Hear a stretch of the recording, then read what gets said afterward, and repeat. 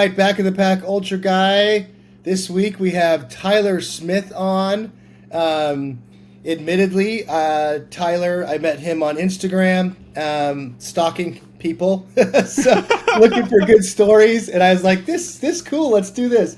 So I reached out, and Tyler's super generous for jumping on. So thank you in advance for that. But without further ado, Tyler, I'll turn it over to you. If you want to introduce yourself, just kind of let us know where you grew up and how you found sport running. Sure. Hi, everyone. My name's Tyler Smith. I'm from about 25 minutes outside of Philadelphia in Pennsylvania. I wouldn't call myself a runner per se. I've always been into sports and team activities specifically. Got into wrestling at a young age. I was always the big kid, so I was too big for football. If in sixth grade or fifth grade, I would have been with the middle school kids. So I kind of geared away from that. Got into wrestling in middle school and high school, and then kind of after high school, floated around a little bit and was looking for some kind of sport in my life. And actually, I was driving down the road the one day and I saw a rugby sign, "Come play rugby." So I got into rugby for a while. I still play. It's been like 10 or 11 years, depending on who you talk to on my team. But I got into rugby, and that was something really cool, and it was physical, and I made a lot of great friendships in that area.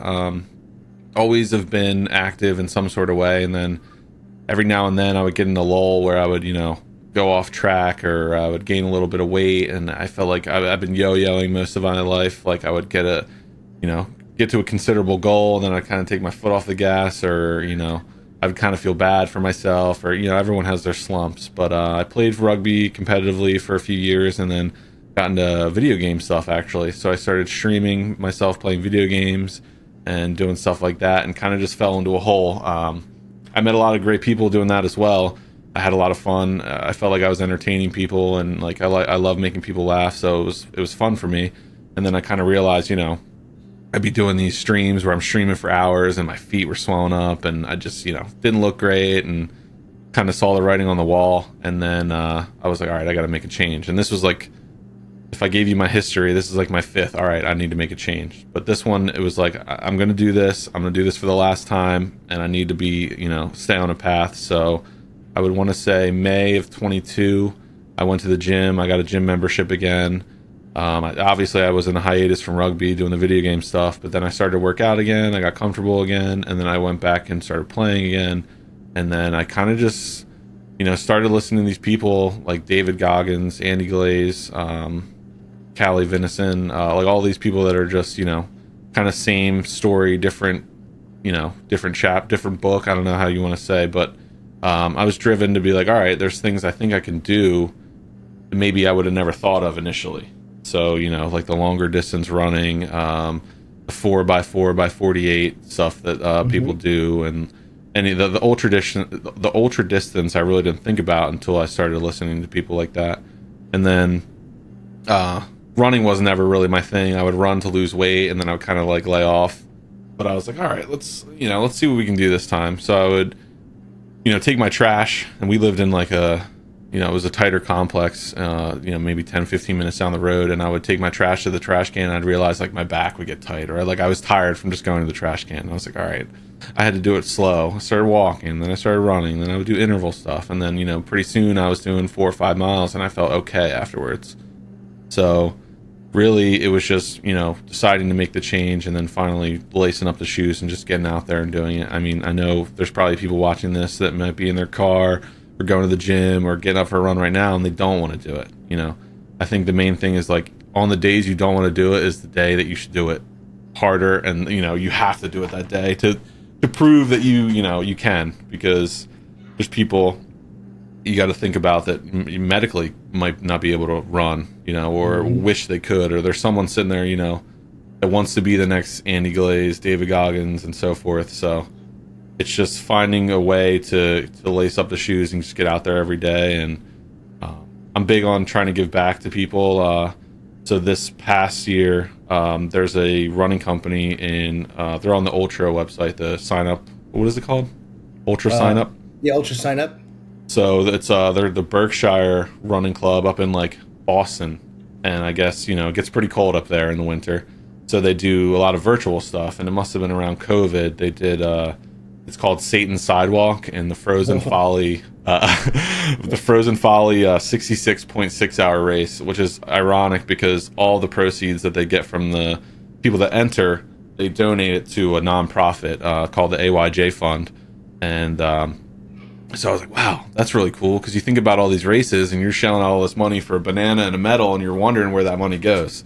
So it's really intriguing that I was like, oh, this is awesome. It's going to go to, people that need it the most. So I was like, all right, how can I make this a little more, like, how can I turn it to like help a little more than, I would just by signing up? So I reached out to the owners of the foundation, listened to their story, and I was like, listen, for every mile that I do, I'm going to donate $1.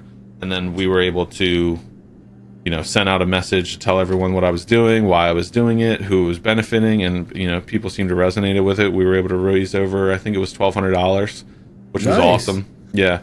And it was tough, man. So, you know how these 100-mile races, people are doing it in under 24 hours, and there's some people that are just freaks of nature. I'm more of the, I need 8, 10, 12 hours to do it kind of guy, slow and steady. So 66.6 hours you think is a lot of time, but really when you're trying to map out how you're going to do the certain mileage and the certain days, it kind of gets, it's almost like a science. So the first day I had a goal in mind and I just barely got it. And then I think day 2 was probably the worst, because you're sleep. Well, I was getting sleep, but was I well rested? Probably not. I mean, I started to like not eat as much, drink as much, how that happens with people that run these races. And then by day 3, it was just sheer will. I think I woke up and I had to do a marathon that day to finish, and I was not running at that point. It was like a speed walk, if anything. And luckily enough, I have like great people around me that came out and supported me. A lot of people that I played, rugby with, and I have a great wife who always supports all these crazy ideas I have, and they really just rallied around me, and I was like, okay, this is possible. We can do this. So we're doing, the last part. It took us like 8 hours. And there's a park across the street from me, about a half a mile, and there's a nice little loop. So we're looping that park, and I was like, oh, I got to go to the bathroom real quick. So we go to the bathroom. I look down, and I realize there's blood in my urine. Mm-hmm. And I was like, no way. And like you listen to like Dave Goggins, he's like, I went to Rabdova. I was like, oh no, I didn't even think about it. I just came out of there. I was like, we got to go now. I have to finish now because there's blood in my urine. They're like, what? I was like, text my buddy who's a nurse. Like, what's going on? He's like, either you're severely dehydrated or you're going into rhabdo. And I was like, what? So I finished. We, it was a great moment with my friends and my wife and everything. I was like, we did it. This is awesome. And then like, what do we do now? Like, should I go to the hospital? Should I not go to the hospital? So we ended up going. They gave me, some IVs and stuff, and they wanted to keep me overnight, but I was like, please don't, like, I want my bed. Please don't make me stay here overnight. But it was cool to share that experience with the people at the AYJ Fund and to help them out any way I could, and obviously to show that, whatever these people that are going through cancer diagnoses or people that are diagnosed with some kind of illness, like, it's nothing compared to that. So that was really cool to do. And I signed up again this year, so we'll see what happens. Well, what happened? Did they keep you overnight? What was the diagnosis? Was it rhabdo? It was rhabdo, but they said it was like the very early stages. So we got it like it's almost like, God was like, you're pushing it. You're right there. Like I was redlining hard. All of it went out the window because I had my bag on, I was drinking water, I was trying to eat food, and I was like, I just got it. Like, I was so determined to finish it. I didn't get, like, I think mile 15, I could feel when my foot would hit the ground, like, the blisters on the bottom of my foot, and they all popped at one point, and it felt like someone shot me in the foot with a gun. I was like, oh my God. I was so determined to finish, I just stopped drinking water, didn't even think about it, and I was, went like 5, 6, 7 hours without water, which just obviously isn't smart. Wow. Yeah. Yeah, that's... it just never ceases to amaze me what humans can do. I mean, it's just when you put your mind to something and you're like, this is what we're doing. Mm-hmm. And your mind's like, are you sure? There's that, because you're taking that step. It's like, you feel that on your foot and it's like, nope, keep going. You go to the bathroom are you sure you you see that blood? You just got to keep at it. And it's just amazing to me every time I hear stories like this, and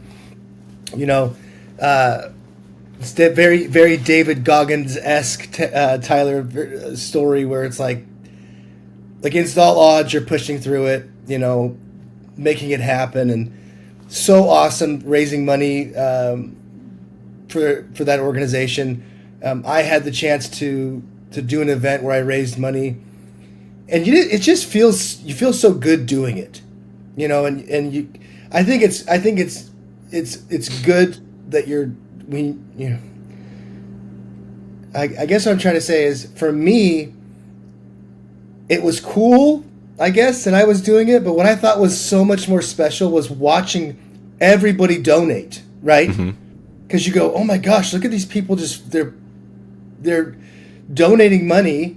I don't think we're all made of money, so it's like, holy crap, these people are just pouring this money in for an organization and to help, and it's just so special. It makes it, doing some type of event, so much more special than just doing it on your own for I'm going to say selfish purposes, but it's not bad. It's just you're not doing it on behalf of somebody, or an organization. I did want to ask you though. Rugby is always been very impressive to me. My brother-in-law is Tongan, and I've got a lot of Polynesian friends here in Arizona, and they always wanted me to play rugby with them. And I was like, "Do you see how big I am? You guys would just run me over." It's such an impressive sport. So impressive. It's funny you say about the size thing. I mean, we have different guys, different shapes, different sizes, different walks of life, and it's just, it's some people that you think normally walking down the street or going out to eat or just in any social crowd would not get along, would just rub each other the wrong way. But once you play that game for 80 minutes together and you're in the stuff and you're looking around and you got to trust that guy next to you, it just changes your outlook on the people.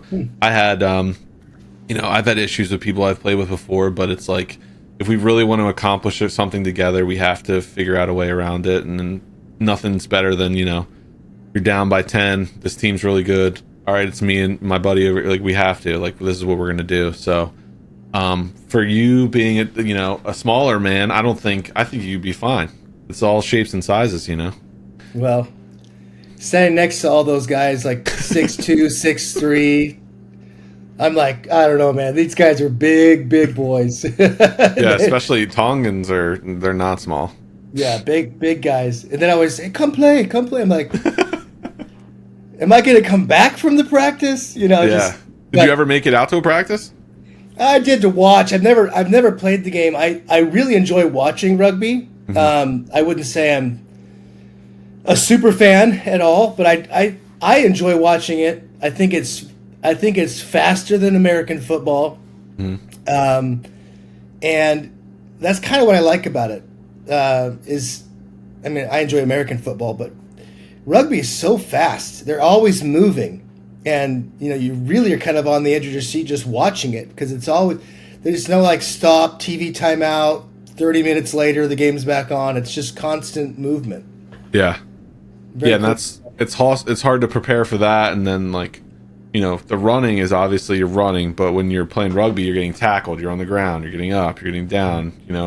Scrums are something you have to worry about. And so when I'm trying to do all these things, I feel like mentally, I feel like I can do anything. It's physically sometimes I feel like I get held back a little bit, but I know now that anything's possible as long as you surround yourself with good people and you have good intentions and you believe in yourself, and you can never not believe in yourself no matter what you're doing. But I've been very lucky to have connections, especially if I would have known looking back that playing that sport would bring the people around me that are in my life now, I would have done it way sooner. I know there was a guy when I was wrestling in high school was like, you got to come play rugby, you got to come. I was like, I don't want to do that, man. And I was so against it, and now he's like, I wish I would have listened to him, but I'm glad I found it. I'm glad it came into my life. Yeah, don't want to beat a drum too much, but it's such an amazing sport to watch. The athleticism, to me, they're always moving, And we've already kind of talked about how big these guys could be when they just are constantly having these collisions with each other and tackling each other, and they're just constantly moving it. That's another thing that impresses me about soccer is how much running there is involved, and they're constantly moving like that. And rugby's really the same way. They're constantly running around. But getting back to the running side of your journey, I do see quite a few medals behind you in your picture.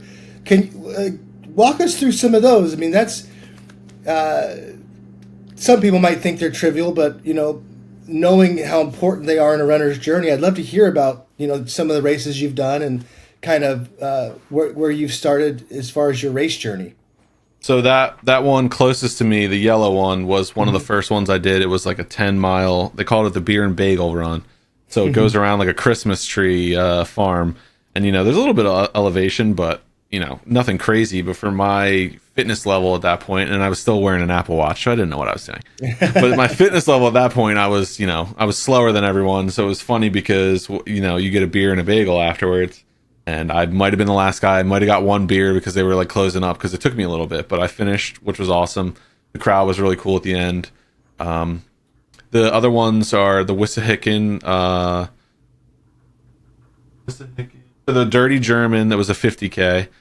We did one loop, and I made a rookie mistake, and I had shoes, trail shoes, but I kept the plates in, like the carbon fiber plates. Oh, yeah. And my feet were smoked about 12, 13 miles in. And I was like, oh my God. I took them out, and my feet just didn't recover. So technically, I didn't finish that one, but it was still a good learning experience. The one next to that is a trail half marathon we did on the Wissahickon down here, which was a lot of fun. I did the Broad Street 10 miler with some of my buddies this past May last year. That's always a good time. And it was kind of cool because, how I've told you, I've kind of yo-yoed losing weight and gaining weight. Me and my sister and my cousin did that initially. Oh God, what year was that? I was younger, obviously, but I look back at my time and they were pretty close. So it wasn't like the fitness dropped off too bad. So that was something that was kind of cool to look back on. The buckle, there's a buckle on that orange lanyard, and that was the backyard, what the hell would they call it? It was up in the middle of nowhere, because I remember it was one of those convincing my wife that, hey, this is kind of like a vacation. So we went to like a bed and breakfast, and it was on like I guess it was like a Cub Scout or like some kind of scout campground, and it was a huge loop, and I felt so bad for the race director because he was trying to explain like the way you're supposed to go, and it was just, he held up a map and there was like 50 million different things. I was like, I don't even know what he's like, I tried to lay it out as best I could, and it was hot, it was like June, it was rained, it was hot, and then somehow it was a little, like, you had every experience. One part of it was literally like you're going up a hill like this, and I just remember falling, and it took me like 12 hours, but that was the 50K distance, so that was a 12-hour format, which was awesome. The one next to that is it was the Payne and Green Lane, it's called. So we have this big park up near us. It's called the Green Lane. It goes around a huge reservoir. It's a really beautiful spot. We don't have a lot of elevation around here, but we have like really good trails. So that's a big loop, and that was, and my friend's gonna kill me, but every time I do this, I'm like, hey, what are you doing this weekend? We should go run a 50K. And like, neither of us officially have gone that distance, but I'll keep signing up for them because one day we're gonna be able to do it. And this one was like, you go out, and this is a loop we've done so many times, and then you come down, and it went through another trail that we've never been on, and like the wind just flew out of your sails on that one coming back around. So that was in November of this past year. So we did the 25K instead of the full 50, but still, still going to keep signing up for them. I'm still going to make him sign up for them because he's going to keep doing it. And then the one on the end is there was another one around here that was 8-hour format, and that was kind of like a continuous loop. So I really like the loop. Time isn't really an issue, kind of, a little bit lax with that. And then the one at the top is the Frozen Folly belt buckle I got for the 66-hour race. Right on. Yeah. The looped format and like the last man standing style type thing where you're constantly coming back to home base. I think those are really, really good, like not introduction races, but all your stuff is there, right? Like if you're on some longer point to point event, and then you're at miles, 45 or whatever, 26, and you're like, crap, I forgot my, whatever in the drop bag. Well, it's too bad. Yeah. You're out in the middle of nowhere. But on that looped event, you're still doing the mileage. It's still tough, but you get to come back and you have it's like a big aid station essentially of all your stuff that you would want to have or need. I do like that about the loop stuff. My ADHD brain doesn't like it because it's like, wait, we just did this. Yeah. Oh wait, we were just here. That's why I like so I like them for different reasons. But the point to point, I like that because in my mind I'm like, okay, I'm at this aid station, and mentally there's that checklist of just going down. Okay, I made it here. I just have to make it to the next one. I just have to make it to the next one. But the looped for sure to have everything that you need right there. It's also cool too because most often you're doing it with people you know. You're getting to know those people over that long format, and then it just kind of becomes like a fun party. As everyone's coming back in.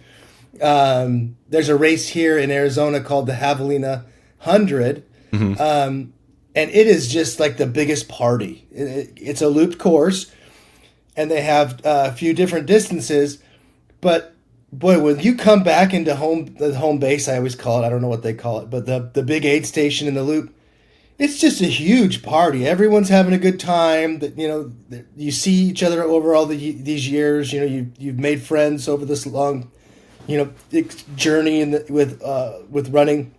So you're seeing all these people over and over again, and that's what I like about that loop format. That you have everything you need, and it's just kind of fun. You're just seeing all these people that you have, because I think I've met someone I'm like, I don't want to run into them again. all the people in the running world are pretty cool. So you catch up with them and see them.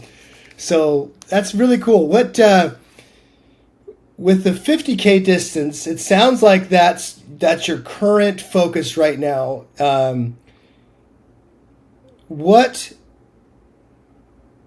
would you say as far as the next event, the next time you try that 50K, what have you learned from your past attempts that you think, okay, check that one off the lessons learned list? Like, what are you going into this next time saying, I'm not doing that like I did last time, or I am doing this like because I forgot to do that last time? Yeah. So recently I was going to do, I did the 4x4 by 48. So there's another virtual run club on Ultra Sign Up. I signed up for a 24-hour, and you had the whole year to do it. It was at your own leisure when you could do it. And I was like, let me step it up a bit. I'll do 48 because that's what I love to do. Everything, I'll take bigger bites than I can chew. So I was like, I'll do this, right after the holiday, like after Christmas, because I have time off. And then one of my friends, she got diagnosed with pancreatic cancer, was able to go through all the chemo and is in remission now. Good. So I was like, hey, I owe you 24 hours. So let me run for 24 hours and I'll put her links out there, try to get some, exposure their way for the Project Purple that they're working with and all like the good things in that space to, make people more aware of that form of cancer. So I started doing that. And, so the 4 miles every 4 hours was tough. And a thing that I feel like I always forget is I chafe really bad. Like my butt cheek, like on the cheeks, gets like just raw every time. And I made a rookie mistake of coming out in like cotton underwear.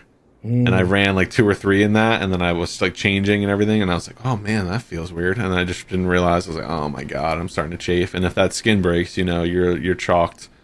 So paying attention to that and being more aware of having to get all those spots greased up before you do anything like that was definitely something I want to do. I think I also put a lot of limiters on myself where, I don't know if I can't tell you about any of these ones that I've properly trained and actually built up the mileage instead of just going out and trying to do it.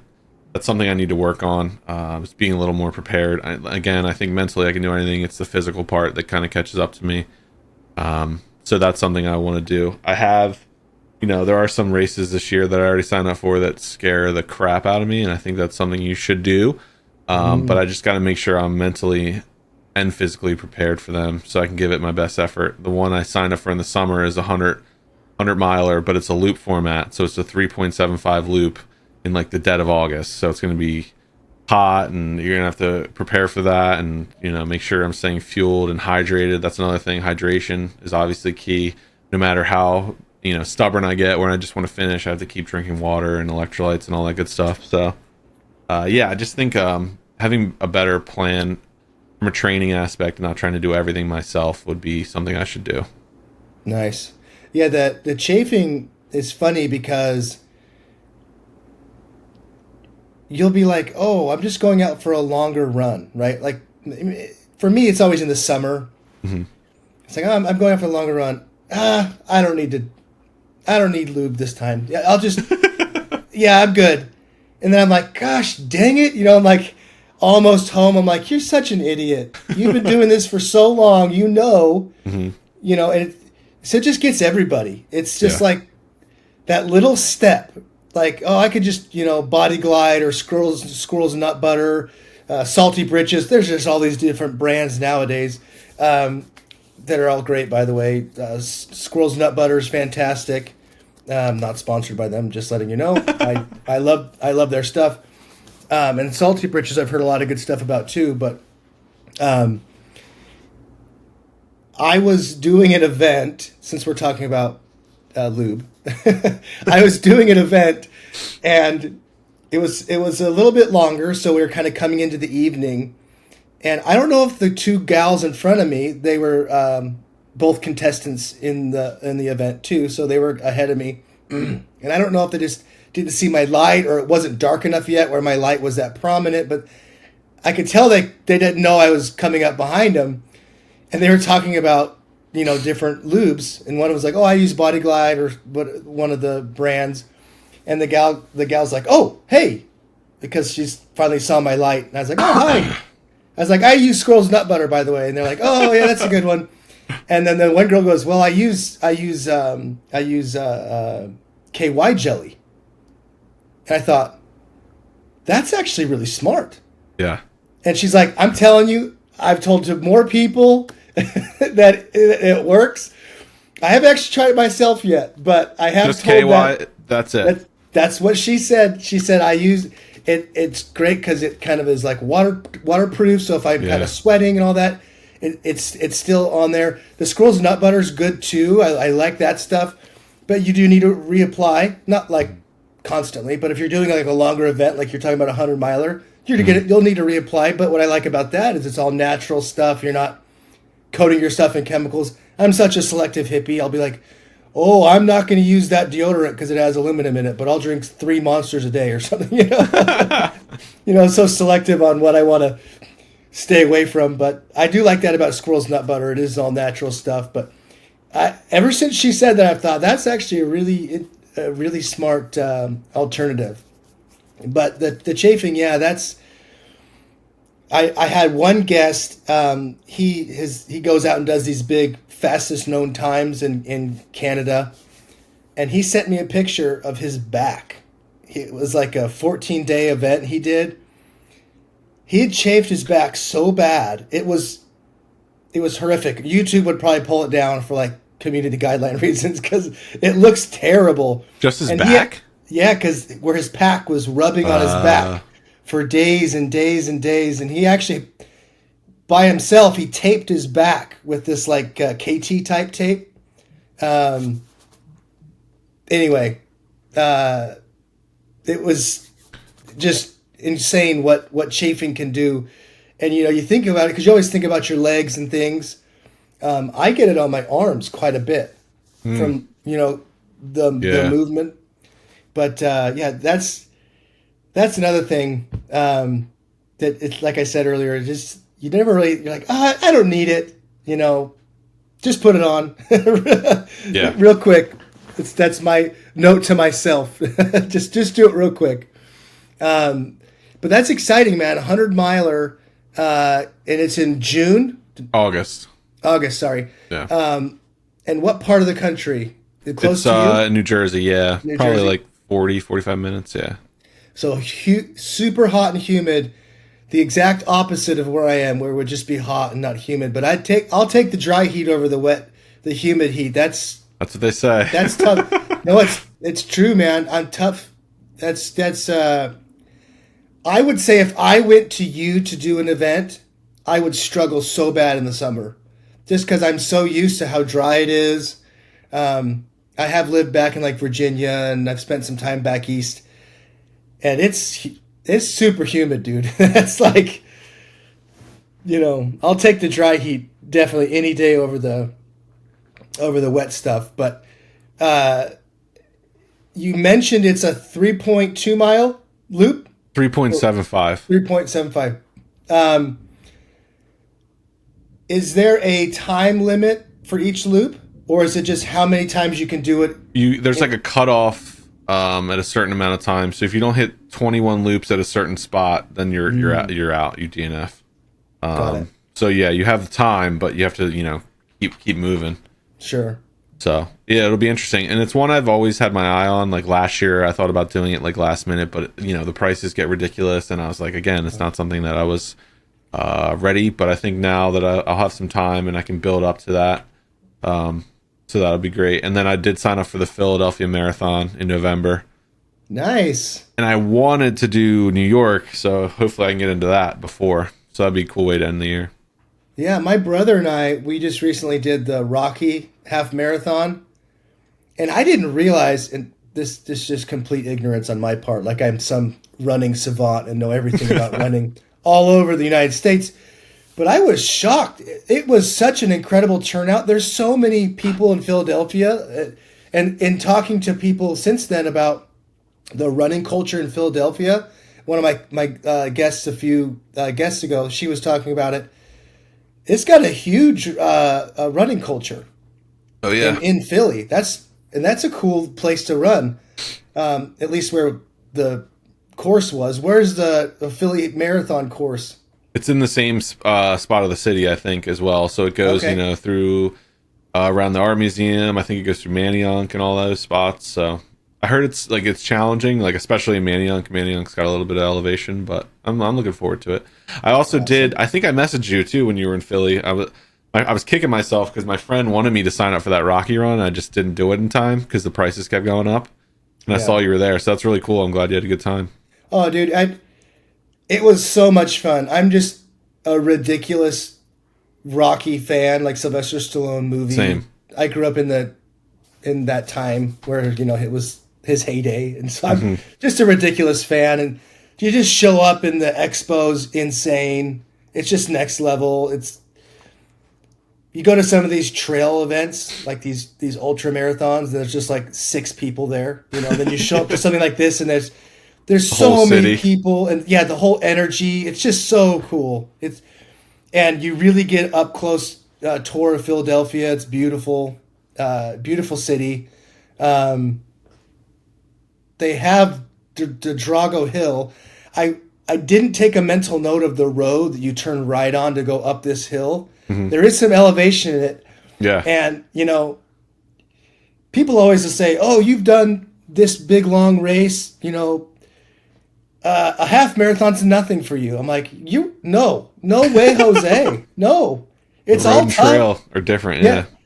Road and trail are different, but just running's tough. I don't care if you're going out and gutting out some big, long ultra, or if you're going to go kill yourself at a 5K. It's all tough. And so when I hit Drago Hill, I was like, whew, okay, let's go. But yeah, really, really well done. And again, ridiculous Rocky theme. Everywhere you go, they're playing the music. And yeah, volunteers were all fantastic. Really recommend that event. It was a lot of fun. If you like that, I would suggest the Broad Street run too. So that starts. Where did we start? It starts at the top of Broad Street, goes all the way down to where the stadiums are, and it's a 10-miler. But the roads were just packed. So you run through Center City, go past William Penn, and there's college people out. Like everyone in the city comes out. The homeless are supporting you. Like it's just everyone comes out. It's so cool. It was like just vibes the whole way down. I don't everyone hit a wall in our group, but it felt like each person was there to pick each other up, and we kept a pretty good pace that whole time. It was awesome. Yeah, that's one thing, road marathon or road races rather, sorry. It's just so awesome, the people that show up. Like I have never been to Boston, but anyone I've interviewed who has done Boston or who I've talked to, maybe not in this format, but just talked to out on the trails or whatever. Some people have done New York, all these different cities. It's just, they say it's just insane, the presence as you're on course. People take the day off. I mean, because it's on Boston, it's a state holiday. No one's working, and so everyone's just out in the streets. Oh wow! It's just the energy there is just, it's awesome. And I just kind of joked a second ago about the trail runs, but it's actually true. Like you could show up to a bigger trail event, and there's like 200 people to do the whole thing, and you cross the finish line at 3 a.m. or something, and there's like 2 guys there, and they're like, "Here's your buckle," and you're like, "Thank you." You cross the finish line at a big road event, and it's just a mob scene. It's just so awesome, such good energy, and really, really, I would like to do Boston someday. I'm definitely not anywhere near. I would probably have to be like 95 to qualify for Boston, to where my my qualifying time like fits into the age group. But New York, I have a buddy who lives in New York, and he was telling me about the New York Marathon, and that sounds awesome. I'm thinking about doing a charity bib for that one. Yes. So I could actually get in and not have to qualify. But yes, the road scene has the energy for sure. It's really, really cool energy, and the trails are great. It's so picturesque when you're out in some beautiful mountainous area, and you come around the corner, and there's this like, $7 million picturesque painting picture of the mountains and stuff. It's just, you can't beat that. But that energy at those road marathons is just next level. It's so fun. But you mentioned that there were a few. You didn't just say one. You said there was a few races that you had signed up for this year that are scaring you. You have the 100-miler, and was there another one? Well, the 66.6 every year is something that got it. I'm sure there's one I'm missing, but yeah, that one. Oh, there's a 50K in April called the Heiner Trail Challenge, and that's in like a mountain about an hour or so away from here, and I think it's like, did it say it was like 6,000 vert or something? Like it's no joke, and I'm like, oh. Nice. So that was one I like kind of hit click, and I was like, oh boy. You know what I mean? Like, oh, here we go. Yeah, the vert definitely adds that spiciness to it, right? Mm-hmm. And they usually kind of adjust the cutoffs and adjust the times, for the race around that vert. Mm-hmm. But still, it doesn't make it any easier climbing. No, never.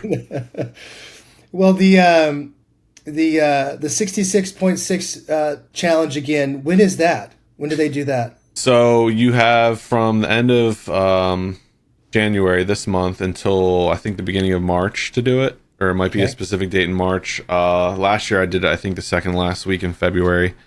So I got to figure out. I have a wedding and some other logistical things I have to work around, but I got to figure out when I want to do it. And then asking my wife which 3 days can she dedicate to making sure I don't pass away.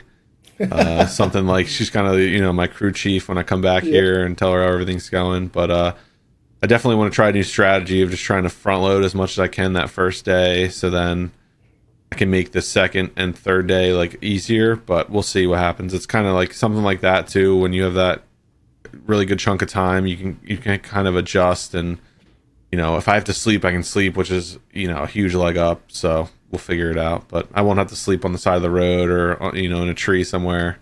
So it's just kind of figuring out which way would work best. Yeah, I've done events where I've slept like on the trail, but I've never done one where I've slept on the road. They'd be like, "Are you homeless? What are you doing? You look like you're wearing running shorts. What are you doing?" How long did you sleep on the trail for? Not long. Like trail naps, probably 10, 20 minutes, maybe. Okay.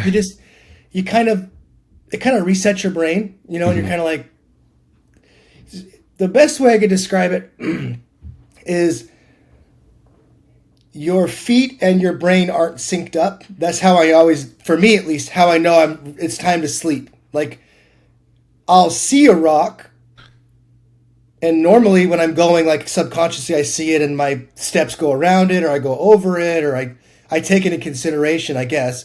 But I always know when I'm super, super tired and need to sleep because I see the rock and I just hit it still. And I'm like, I'm okay. My feet aren't syncing up with my brain. You just feel really out of sync. You need to take a trail nap, and like you're eating, you're drinking, you're doing all the right things, and you're just like this weird feeling. It's like, I got to sleep, and it's because you kind of get in that mode, just the go mode. You're like, why do I feel this way? I've eaten, I've drinking. Oh, duh, sleep. Okay, I need to take a quick nap.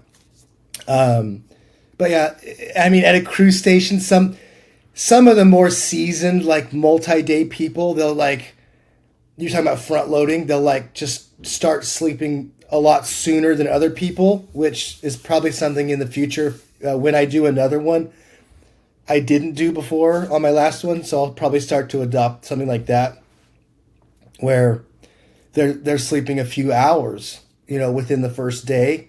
But there's a lot of people that just go as long as they can.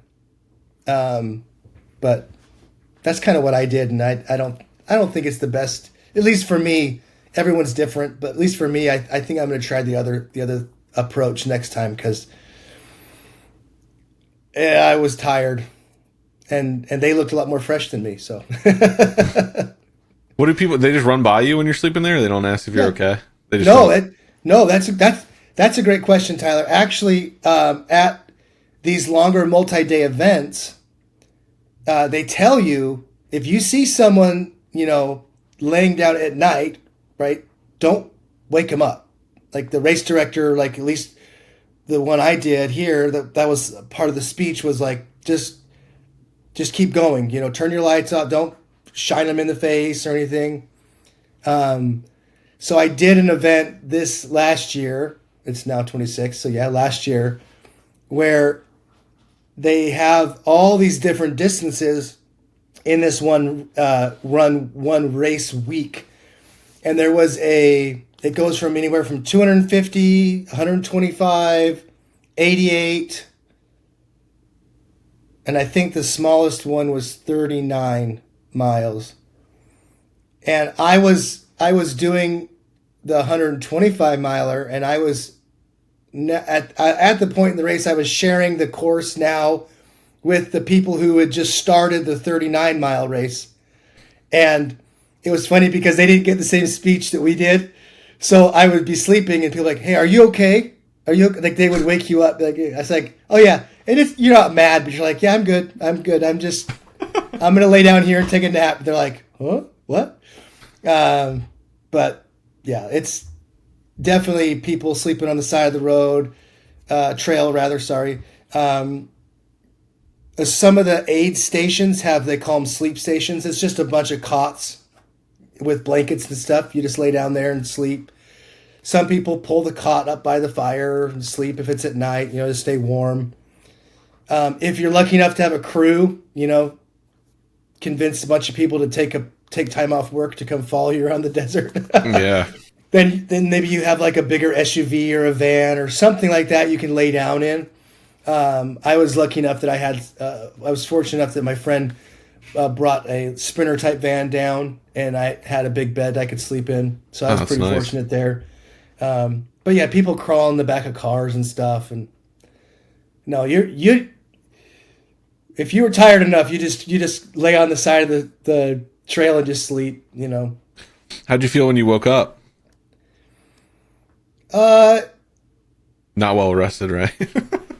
Yeah, that's a good question. That's a good point. It's not like, when you wake up and after like a solid 8 hours, you're like, oh yes, you're like, it's not like that. The best way I could describe it is you wake up and you're like, I got to keep going. I got to keep moving. You got to keep going. But now at least for me again, my brain is now working with my feet. Like I feel good enough that I'm like, okay, we're on it. Let's keep moving. You're definitely not rested. even after I finished that particular event that I was talking about, I didn't even sleep the whole night, like all the way through the night. I remember I got back to the hotel and I probably slept 4 hours, maybe 4 hours, 3, 4 hours. And it just screwed, your body's all screwed up. Like it doesn't know what it's doing. Like, because you've been telling it to keep moving and sleep very little. And now you're like, okay, now we sleep. And it's like, wake up, you got to keep going. But yeah, it's the multi-day thing is such an interesting, it's so much different than like 100-miler, because the time you have to do it is so much longer. It is almost like two different type events because you're planning to sleep. If you're sleeping in 100-miler, you're either so fast or you're not going to make it. But like on these bigger multi-day events, yeah, you're planning on sleeping. Your time at aid stations is so much longer. It really is. I'm gonna say it's still an ultra, but it's almost like its own little division of type of ultra because the mindset's a lot different. But no, you're 100-miler, boy. I'm excited for you, Tyler. I remember the when I was training for my first 100, and it's so exciting and nervous and. What is it like, right? What's it like? I remember my pacer was probably like, shut up, because I was so fascinated that I watched the sun rise and set and then rise again. I just kept talking about that. It's like, I know. It's called being awake all night, But little stuff like that, I was just so excited to see. So I'm so excited for you because it was all that kind of stuff just makes the whole experience, and you're just going to have an awesome time out there, and it's so much fun. Yeah, I'm excited. Maybe not when you're going through it in some of those hard times, but after. After you're done, Yeah, I think the longer time format too, like the 66-hour stuff is like you were saying, it's like its own little niche. But that's kind of helped me too, of like that second day where it sucks, and that third day you just want it to be over. And there was times where I wanted to give up, but I had people around me that obviously wouldn't let me, and just were like, come on, just get out there, just start moving, you'll be fine. So definitely taking that kind of mindset into it as well. And obviously the hydration, the lubing up and all that stuff, and just trying to be positive. And like you said, I feel like every time I go to these races, I meet someone from some different walk of life that you feel like you've known them your whole life when you just talk to them for a little bit. There's been multiple ones I've just showed up to by myself, and you find some friends. And like you were saying with the Philly, the run culture, there's a lot of people like that out here. There's multiple Facebook groups. They organize weekly runs. They organize runs from like the bar, so everyone will run, and you can go in the bar and get a drink, or they'll do like the Green Lane Park stuff, and it's kind of cool to be a part of that and have all those options of people that are trying to accomplish the same goals, and they'll figure out a way to help you. You got people who are like, hey, I got 10 miles on Saturdays, anyone want to join me? And random people run together that have never run together, so it's pretty cool to be a part of.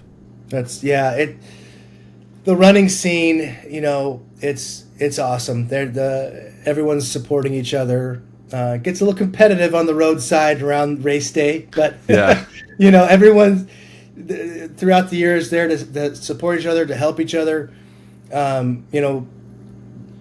It's so cool to be a part of, because you really feel like you are a part of something, and you are, obviously, but you really feel like that. Whereas I've been a part of like Facebook groups for some ridiculous hobby or something, and you don't really feel like you're a part of anything. You're asking random questions to random strangers, but with the running scene, boy, you got to show up, right? The Facebook group is one side of it, just to communicate, but then you got to show up there and help pace somebody, or help crew somebody if it's a longer event, or like you said, hey, I'll help you. I need 5 miles, so I'll help you with half of your 10-mile run. Yep. Awesome stuff. Yeah, the Philly culture, I was like I said, like I'm some person who knows everything. That's not what I'm saying. I was just like, holy cow, this is really cool. How there was just so many runners, tons of locals too. everybody I was meeting on the course, they were from Philly, so it was so cool. Well, I'm super excited for you, Tyler. You're on just a really cool journey, and I really appreciate you sharing it with me, and all the listeners. I mean, you motivate me. Like this is a selfish thing for me in a way, because I sit here and I just get motivated by all these guests. You're just doing some awesome stuff. You know, you're so positive, and I think you're just going to keep doing great things, you know, in life and with running, because all this stuff you're doing running, like, it translates to everything else in life. You know, the hard times at work aren't so hard when you're like, I just did the 66.6 challenge. This is nothing. You know, I can deal with a mean email from Sally in accounting. You know, I can deal with that. Yeah, it's cool too, because you know, I resonate with the content you put out, especially the Instagram stuff, that you kind of bring some comedy to it, and it's kind of like playful, and you know, it's like those memes where no one at work asked me how I did, you know, a marathon on the weekend and stuff like that. So, you know, appreciate it, and it's cool to be able to follow your stuff and see all the cool guests you have, like Dakota and Mason, and you know, really people that are doing extraordinary things. And it's an honor for me to be on the show, and I really appreciate it. Oh man, I can't thank you enough. I mean, what I do wouldn't be possible without people like you, who are willing to share your time and who are doing all this hard work. You know, you mentioned a few of those guests. You know, they've been such a joy, and I still am in touch with them. I still get, you know, messages from guests, and it's just so fun. I feel so fortunate that I've just been able to do this, and meet people, and the community is amazing. So I really appreciate your kind words, and you know, those memes. You know, I like making them. I think they're funny, so I just put them out. I think they're hilarious. I get some good feedback. I've never had bad feedback, but I'm sure there is bad feedback. But actually, I will say this: I do create them quickly sometimes, and I misspell things. And I will get people that point out. They're like, you know, hey, you spelled that wrong. I'm like, yeah, I was doing it too fast. That's so funny. I have slowed down, because my grammatical errors have decreased dramatically. And I thank you to even all those people who reach out there, because I'm not the best speller. But anyway, what are you going to do? Well, Tyler, again, thank you. And I think I might be coming out to Philly to do the Rocky run again. My daughter has inherited the ridiculous love for Rocky movies. So Yep. I wonder where she got that from. But we're going to come out there, and she's so athletic. If she put her mind to it and started training more, should whoop me bad. She's so athletic. But I'd like to take her out to do that, so I'll definitely look you up. Yeah, man, for sure. Come that way. That'd be a lot of fun. Yeah, a lot let me of fun know. to hook up. Well, anyway, hey, it's getting late for you. You've been so generous with your time. I do like to give my guests the last word. So if you wanted to plug something, give a shout out to somebody, you know, maybe say a mantra, whatever. The time is now yours. You know, close us out. Okay, cool. Well, thank you everyone for watching. I appreciate it. I'm on Instagram at the Ultra Fat Runner. Basically what I would say is, if you have something, a goal, a vision, or something you think that you can't accomplish, you can accomplish it if you put the right people around you with the right mindset. Take that first step, lace up those shoes, get outside, do what you want. You know, you only get so much time, and time is precious. Death is undefeated. We're all going to meet it someday, but do what you got to do, and live out your dreams. Shout out to my wife, shout out to the great people around me, shout out to the rugby team, shout out to everyone that's helped me along the way, and I wouldn't be where I am without all of them. Thank you, sir. I love it. I love it. That's so perfect. So perfect. Thank you so much again, Tyler, and we'll be seeing you. See you guys. Take it easy.